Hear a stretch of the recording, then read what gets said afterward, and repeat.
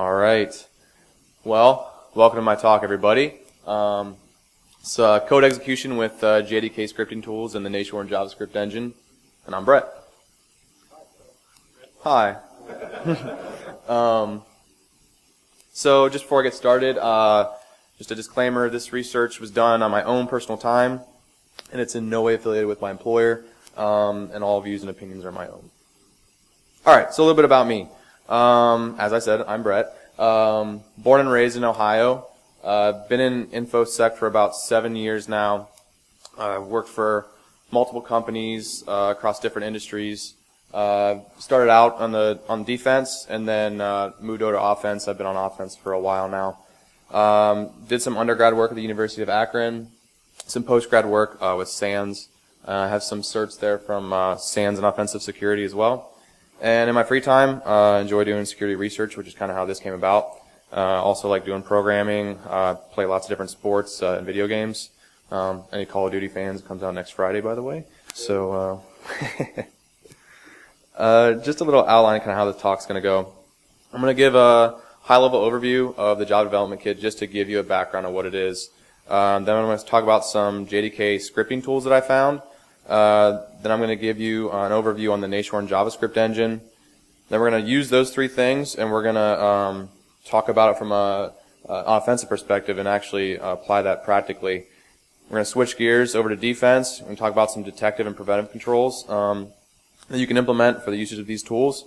And then we're going to go over a defensive control evasion concept for those controls, and then we're going to have a demo at the end. So why am I doing this talk? I wanted to give back to the security community. The community's given me a lot throughout my career, so any time I have the opportunity to give back, I like to do that. I love security research. I'm just very passionate about it. And also, you know, offense is getting harder, which is a good thing, right? So the hospital that you and your family and friends go to, you probably want to keep getting more secure. The bank where you store your money, you probably want that to keep getting more secure, right? So it's a good thing that it's getting harder. Having said that, from an offensive perspective, we need to constantly innovate and push the envelope, right? We constantly do that, and that's kind of why I'm doing this talk. As far as who this talk is for, so how many of you raise your hand if you're on the offense? So you do pen testing, red teaming, whatever. Okay. How about defense? So whether it's SOC, forensics, security engineering. Okay. So a little bit of everything for everybody, right? So those of you on the defense, you're going to get some IOCs for a new code execution technique. That's what you're going to get out of this. Offense, you're going to get a new code execution technique. You're also going to get an evasion concept for those IOCs that I'm going to talk about as well.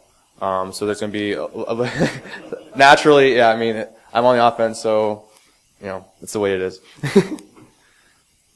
As far as how I got the idea for this research, I always find this fascinating when Casey Smith or Matt Graber, they post their research like, how did you get this idea? So I started thinking about, from a post-exploitation standpoint, the different programming language trends, right? I was initially kind of thinking from a Windows perspective. So PowerShell, obviously, everybody knows about PowerShell. Like, it was very popular.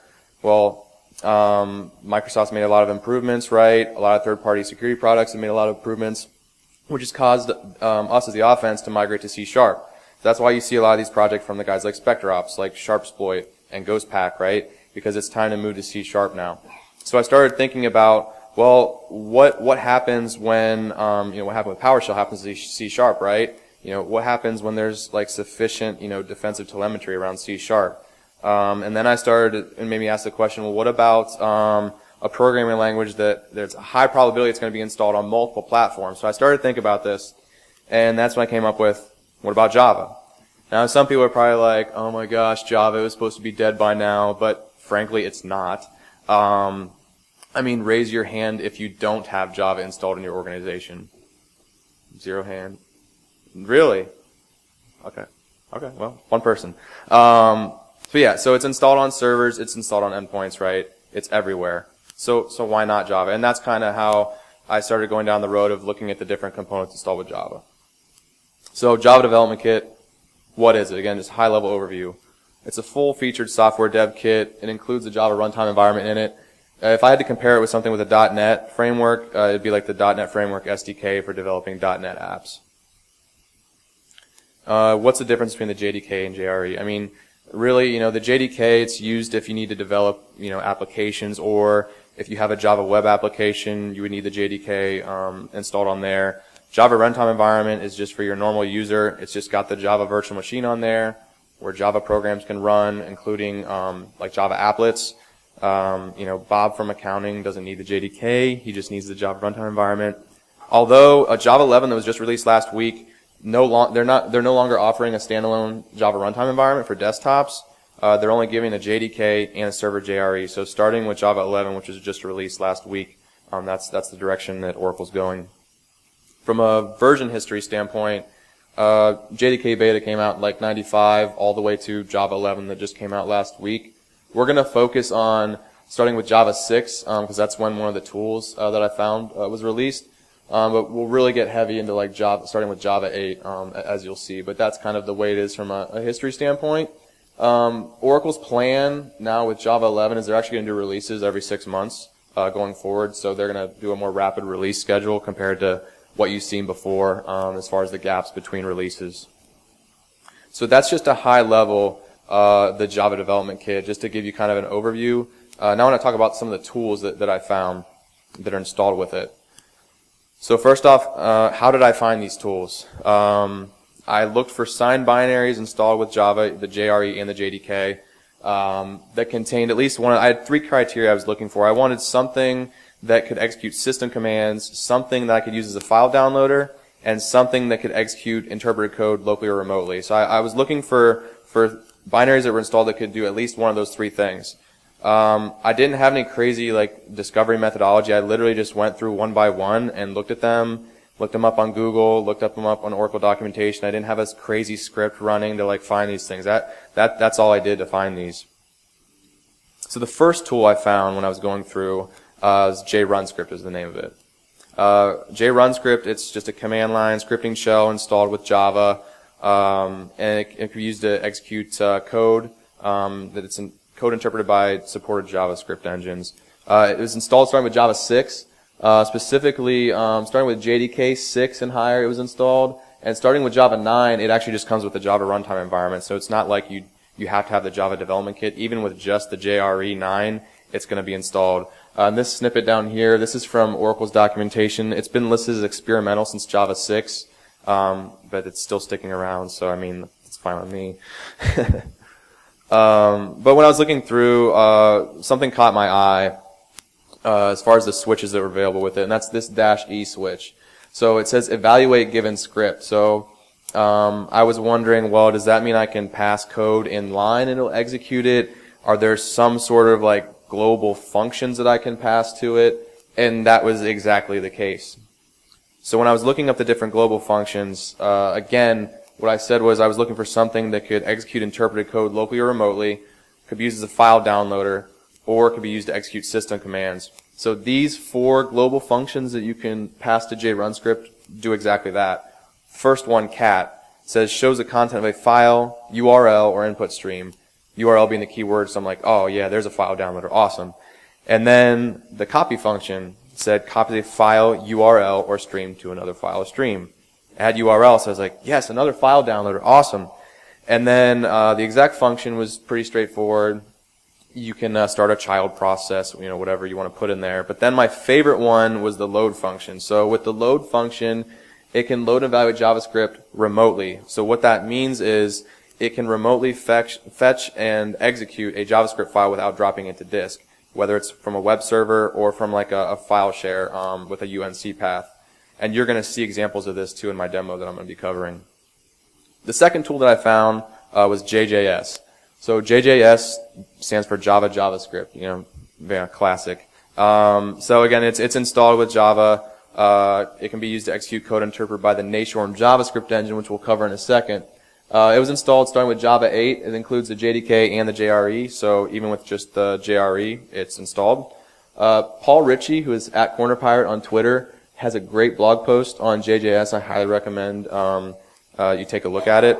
And again, this was just a snippet from Oracle's documentation. You can see its description is, runs the Nashorn command line scripting shell. When I was looking this tool up and doing research on it, I didn't really find anything useful, too useful like I did with JRunScript. The only thing that I found useful was the fact that you could execute local scripts with it. So that's, I mean, it was one of my criteria, but it wasn't as juicy as JRunScript was. As far as where these files are located, Windows on a default install, it's within your program files directory, then Java, and then whatever the JDK or JRE version is. On Linux and macOS, default installs in user bin. Just a note for Windows, if you don't know what version JDK or JRE is installed and you want to call JRunScript, this bolded text you can put before it and it'll just automatically choose the right one.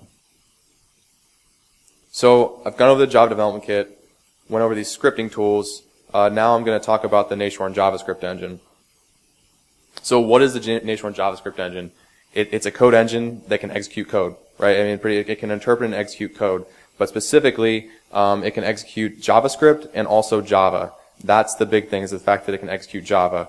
It started out with the Mozilla Rhino JavaScript engine back in 1998, and then Nashorn came out in 2014, and then Oracle is actually moving to GraalVM in a future Java release. So starting with Java 11 that just came out last week, Nashorn was actually marked as deprecated, so it's going to be removed in the future. I don't know when that is, which Java release, but I mean the fact of the matter is Nashorn is going to be around a while still.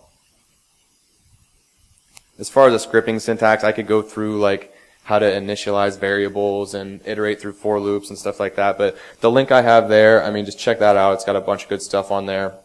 The example I have here is just an addition program. It's got an array of numbers. It iterates through each one of those with a for loop, and then it prints the sum. So it's like a very basic JavaScript code. But what I was mentioning with Java, so the big piece with the Nashorn JavaScript engine is that you can execute Java code. So this is a basic example of doing that. So what we're doing in this example is we're initializing a process name called calc.exe, and then we are accessing the java.lang.runtime object and assigning that to the runtime Java class variable. And then with that, we can execute the methods that are available in that object. So this is a very simple example of using Nashorn JavaScript to execute Java code. There's a great example at the link up top that I have there. But really, I mean, with this, the sky's the limit. So like if you have like a custom rat and you want to write a Nashorn JavaScript agent for it, you can do that, right? And going the other way, you can also invoke the Nashorn JavaScript engine from Java. And you're probably wondering, well, why would I want to do that? I have an example of why you want to do that a little bit later. So in this example, you can see this is Java code, and it is using the script engine manager object. And then we have the script engine object that is getting the Nashorn JavaScript engine. And then from there, we can call nashorn.eval, and then whatever the function name is. So the functions that you saw I had listed, so you can access the Nashorn JavaScript functions from Java. And again, you're going to see why this is going to be useful a little bit later when we talk about evasion. So you've seen the Java Development Kit at a high level. You've seen the JDK scripting tools. You've seen the Nashorn JavaScript engine. Now let's actually apply it from an offensive standpoint. Let's actually use these things, right? So the first one, downloading files. The cat and the copy function. Those are the functions you can use as a file downloader. And I have a link to my gist where I have these examples that are listed here. You can download from a web server. You can download from a file share via UNC path, either one. Something for you defenders, you're going to see when I get to the defensive section and also in the demos. Any of these functions that remotely try to touch something, as a file downloader or even the load function, it uses a specific user agent string that you can actually key off of. And in the evasion section, we'll show how to try to get around that. So the next one, execute system commands. So with the exec function, it's very straightforward. You just pass it the command you want to run. So this first one's for Windows, obviously. We're calling cmd.exe and the dir command. And then for Linux and Mac OS, we're doing bin bash with ls. So that's a very straightforward one. You can also load and run local scripts. Again, with JJS, this is the only useful thing I found. With JJS, you can also pass like -f in the path to the script as well. So again, that's a really straightforward one, and you'll see this again in the demo as well. My favorite function, as I said, was the load function. So With that, you can see my first example. I'm passing it a web server to remotely fetch and run the Nashorn Javascript file. And then the second example there, you can see giving a UNC path where it'll pull the file from a file share with the UNC path. So this is very powerful and probably my favorite one because nothing has to drop to disk, right? From an offensive standpoint, we don't have to drop anything to disk if we don't have to. And then you can also do a one-liner reverse shell. This one-liner reverse shell, this is from Chris Frohoff, who I have his just linked here. I just simply copied his code, and then I have like another example that I made with Bash. But it's very simple. You can see we're calling JRunScript, and we're actually passing Nashorn JavaScript code in line. So we initialize this host variable, which is our attack IP. We have a port that we're sending the shell to, and then we're having cmd.exe, which is the process we're going to be sending across the wire. And in there you can see we're accessing the java.net.socket object, java.lang.process builder, right? So again, it's very powerful to be able to do like the one-liner reverse shell. And you're going to see an example of this as well. Base64 encoded one-liner, this is pretty cool. Again, the one-liner itself is from Chris Frohoff. I just copied it. So what you can do is you can create a Nashorn JavaScript file. You can get the base64 encoded representation of it, and then just paste it into the one-liner, and it will run that. And you're going to see that on a Mac example during the demos as well. So you can see kind of how useful this can be from an offensive standpoint. But what are the advantages and disadvantages? You know, there's positives and negatives. So advantages, there's no native logging for the usage of these tools or the Nashorn JavaScript engine. And what I mean by native, how PowerShell version 5 has script block logging. There's nothing like that with these. Another thing is it can assist in the evasion of host-based security controls that look at may rely on or factor in parent process relationships. You know, could throw it off a little bit. No need to drop anything to disk because these tools come with, you know, JRE or the JDK. They're signed binaries by Oracle. They're not some, you know, unsigned, unsafe executables on the system. And it's supported on multiple platforms, which is nice. So we ran on, you know, Windows, Linux, and Mac OS. You know, they're installed on all those. Disadvantages is that it does require the JRE or the JDK to be installed on the target system. But again, high probability that one of those is installed in an enterprise. So went over some practicality from an offensive standpoint. Now let's switch gears to the defensive side. Switch into the blue side here. So we're going to talk about some detective and preventive controls that you can do, you can implement. Going to talk about full command line logging, user agent string monitoring, and process monitoring from a detection standpoint. Then from a preventative standpoint, we're going to talk about application whitelisting and then simply just uninstalling them. So the first one, full command line logging. This is just a default install of Sysmon. I'm by no means a Sysmon expert. Just had a default install. So with Sysmon, you can do full command line logging. So you can see here, there's a process create. With JRunScript, you can see I'm calling the load function to remotely load a reverse shell that I'm hosting on my web server. You know, full command line logging is one thing, but you need to get those logs sent to your SIM and alerts built off of those logs, because if you're just logging with nothing else, it's pointless, right? So that's something that you need to take a look at. Second one from a detection standpoint is user agent string monitoring. As I mentioned, the cat function and the copy function, and also the load function, anything that's remotely trying to grab something, those functions use a specific user agent string, and it's Java / whatever the Java version is.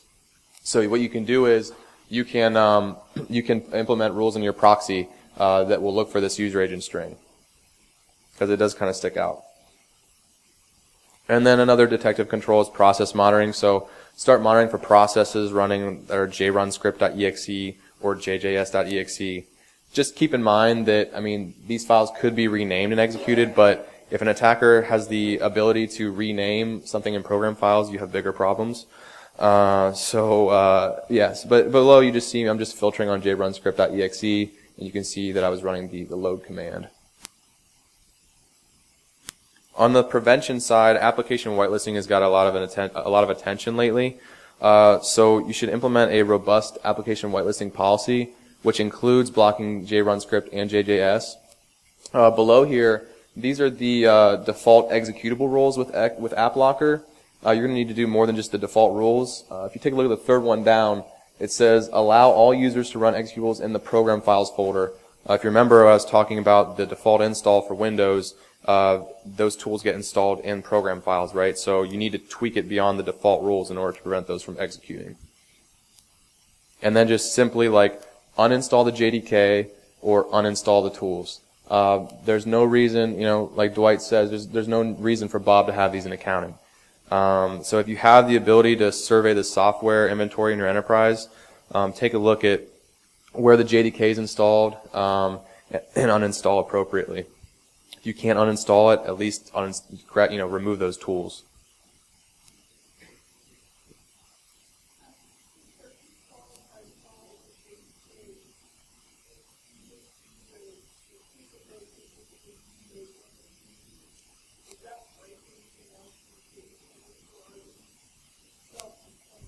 So the question was, on the initial install, if you were to delete these tools, if that would break anything, any type of dependency. I'm not quite sure. I haven't heard of anybody that actually uses these tools, like as far as a developer. Or just come back anyway? Yeah, okay. Once the updates happen, so.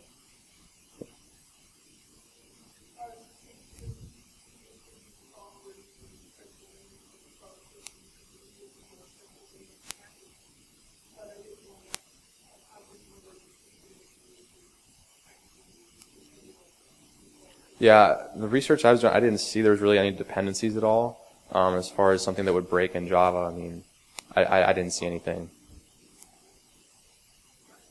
All right, so now, so I talked about kind of from a defensive standpoint, some detective and preventive controls you can do for the use of those tools. So what I wanted to do is I wanted to challenge myself. So I'm on the offense. So my job is to bypass and evade controls. So I tried to think of a way that I could bypass or evade the controls that I actually recommended for those IOCs. And that's when I came with the concept of BYOJ. So BYOJ is bring your own JRunScript. So it's just bringing your own command line tool that has the functionality of JRunScript. A couple of scenarios where you could use this. One is where at least Java 8 is installed, but JRunScript is not, whether JRunScript was removed or the JDK is not installed.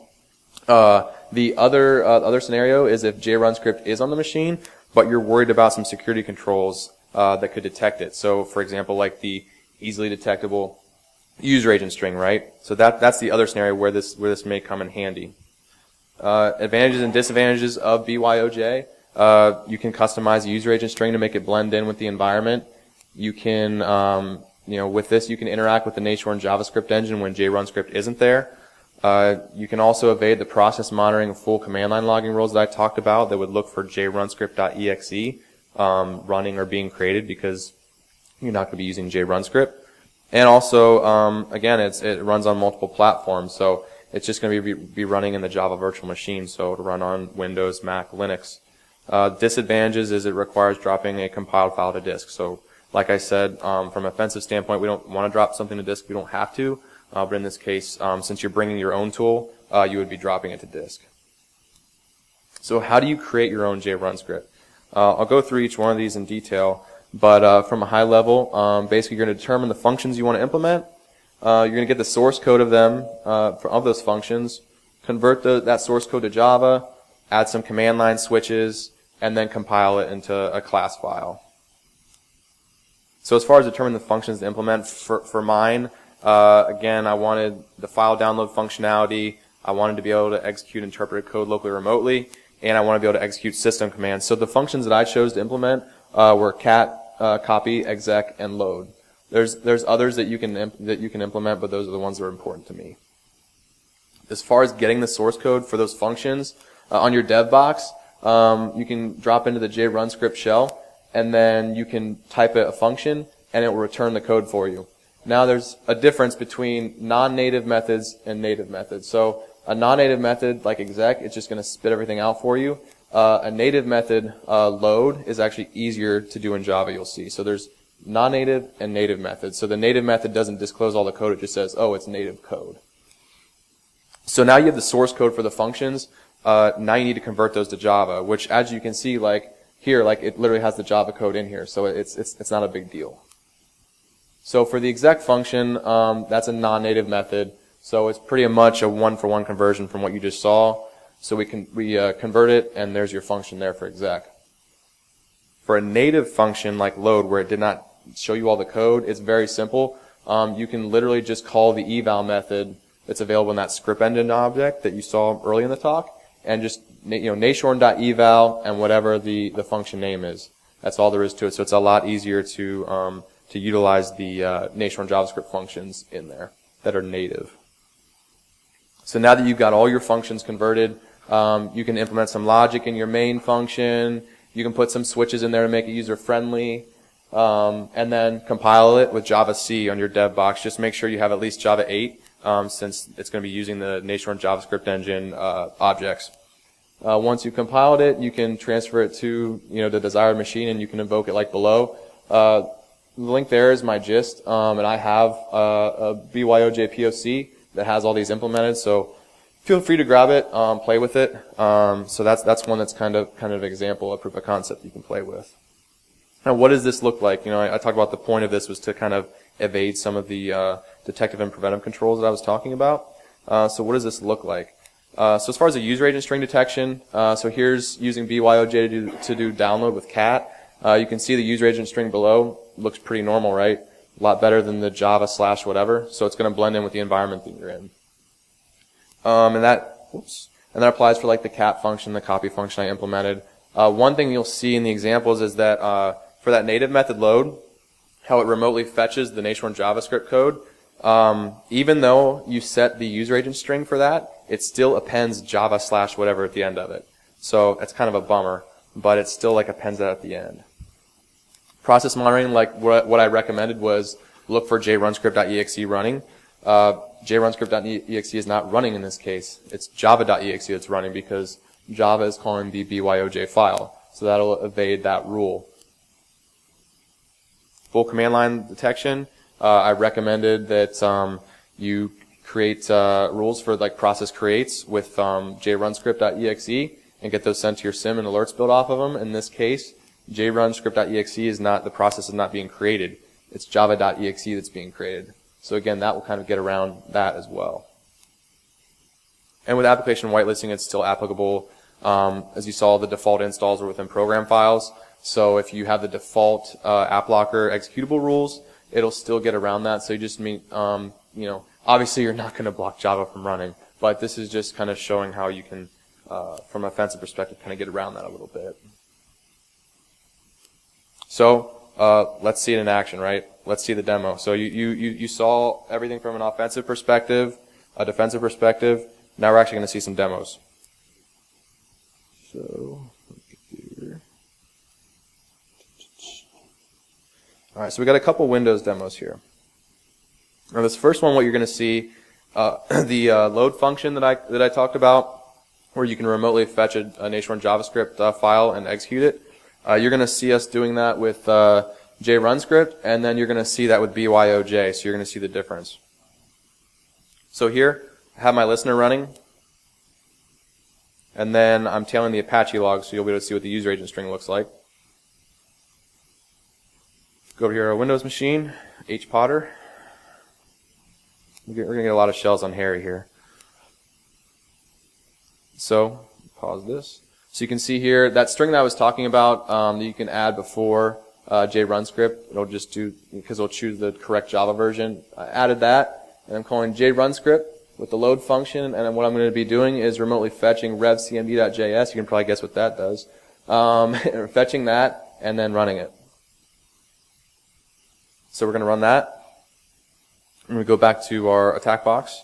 You can see the user agent string right there, Java with the Java version. So on the victim box, we had Java 10. You can see our shell came in here. You can interact with the shell, see who we are, host name, right? So now we're going to do the same thing, but we're going to use BYOJ, and you're going to see what that looks like. Still got our listener up. And again, you're going to see here how I talked about, even though I modify the user agent string, it still appends the that Java/Java version after it. So here we go, Java, I'm just going to call BYOJ. Again, we're going to be loading the revcmd.js script. Run that. Shell came in. So look at the user agent string, right? So at the end, you can see it has Java/the version. Even though you set the custom user agent string for that native function, it still appends that at the end. So defenders, if you had like an exact match on the user agent string with the Java/Java version, that would get around it. So make sure you do something like if it contains Java/ with the Java version. So then we go back here, and you're going to be able to see that we had the shell that came in. And again, we can interact with that shell. You could, when you're doing testing, you can catch this with netcat, but I just catch it with Metasploit because it can handle multiples.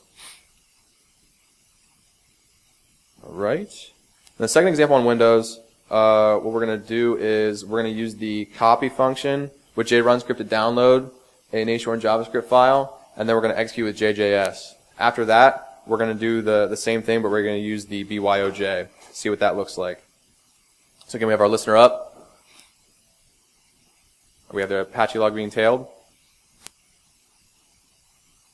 All right, so we're going to go over here to our victim box, over to Harry's box again. Copy that. Pause it here. All right, so you're going to see here, right? So we're calling JRunScript, calling the copy function. We're copying revcmd.js over into ctemp. So we're going to run that. Then we're going to prove that the file is actually there. There it is. All right. So there's the file, right? So now what we're going to do is we're going to use JJS to execute it. But first, let's take a look at the user agent string. So again, that's using JRunScript with the copy function. There's a user agent string that sticks out. So then we're going to execute that file to get our shell.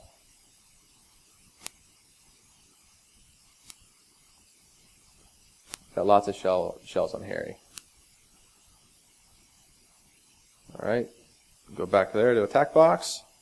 And there it is, right? So we can interact with it. So now that next example, it's going to be the same thing, but we're going to be using BYOJ for the download. With this, it doesn't append the easily detectable user agent string afterwards, so it's really going to blend in. So now we're going to do the same thing, copy the file.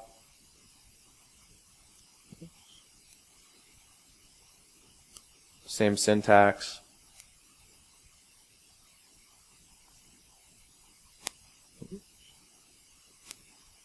Paste that in there. All right, so we got it downloaded. So we should have a revcmd byoj.js in ctemp. So there it is. Right. So then we're going to switch back over to the attack box, and we're going to see the user agent string. That looks a lot better, huh? Definitely blends in better. Then we're going to execute with JJS again to get our shell.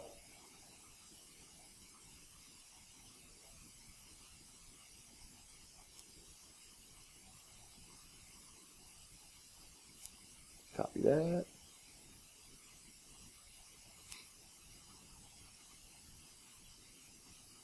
Get the picture. There we go. Oh, there's our shell. So that's the Windows examples.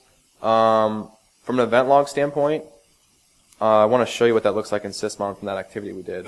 So you can see here, there's the process create. That goes away. There's the process create for JRunScript running. You can see JRunScript executable, and you can see that I was calling the copy function to download. We go up here, you're going to see jjs.exe running. Again, you need to get these logs sent over to your sim. But you can see those right there, plain as day. And then just to show you, we're also going to search for the process create that was used for the calling BYOJ as well. Just search for that. You can see there. Next one. Yep, there it is. So there's Java BYOJ with the load function. So you can see that there as well. So those are the Windows examples. I'm going to show you a couple things on Mac. So with Mac, we're going to show the base64 reverse shell.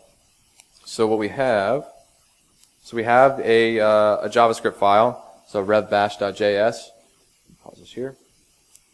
So you're going to see here the host IP is right there, the port and then that's the process we're sending across the wire. So bin bash. We also have an argument there, -I, so we're going to send an interactive bash shell across the wire. It's not a TTY, but it's an interactive bash shell. So that's the code that we have right there. So then what we're going to do is we're literally just going to take this code and we're going to get the base64 encoded representation of it. So pipe that to base64. So we have that. We're going to take that and we're going to paste it into our one-liner. And then we're going to run that. Again, this is why it's nice that multiple platforms. Run that. And there's our listener. Our shell. Interact with that. See we're Hawk there. That's all there is to it. Last example on Mac is just going to show just the cat function, just to download a file. We're going to show with JRunScript, and we're going to show with BYOJ. That's the last function. So you're going to see we have the Apache log up there. You can see we have no file that's called Derbycon.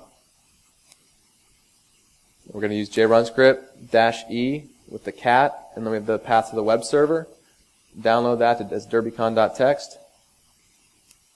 You can see that's there now. Cat that out. Hi, Derbycon. So you see there's the Java version, so Java 1.8. Now we're going to do the same thing with BYOJ, and you're going to see that the user interface is going to look a little bit better, and it's going to blend in. Copy that. Paste. And you can see there's the file again. There it is. Hi, Derbycon. And there we go. There's a user agent string that you see blends in a little bit better, right?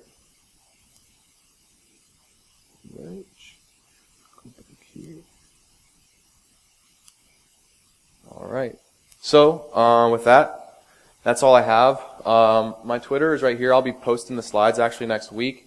I also have a blog where I actually have a couple posts on this very topic.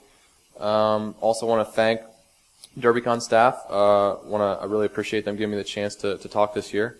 With that, I will take any questions.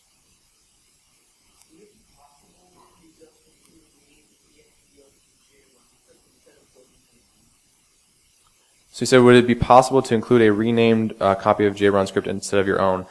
So actually, that's a very good question.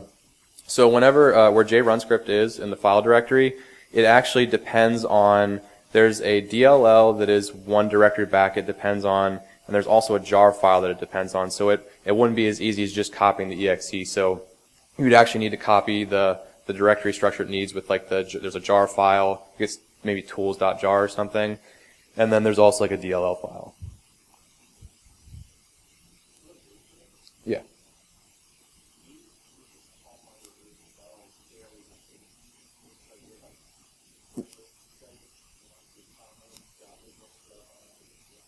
Yeah, so the question, he said for my evasion, he said I would just rename it to your JRE update. Yeah, like in my example, like I just called it BYOJ obviously for the example, but yeah, I would definitely name it to blend in. Mm. Well, and the thing with that, so you would need privileges to rename it though in program files. That's the thing. So you need admin. Mm.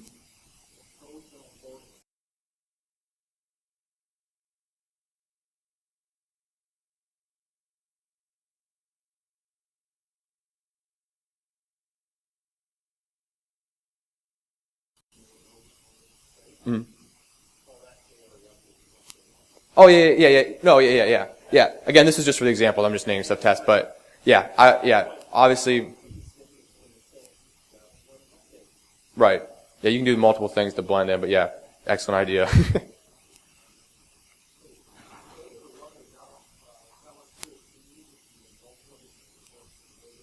The question was, in order to do this, do you need to be a local admin or just a regular user? Just a regular user. No admin pros. Any other questions?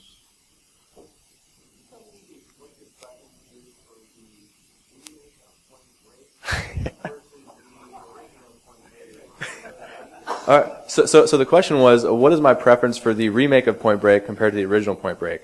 This is an inside joke, but yeah, the new Point Break is much better than the original. So,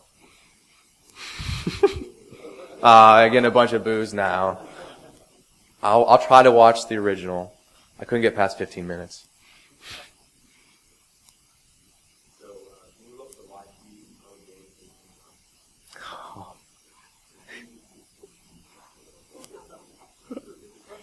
the Yeah. Jake, you're watching. Shaddy wanted me to say something to you, but I'm not going to say it.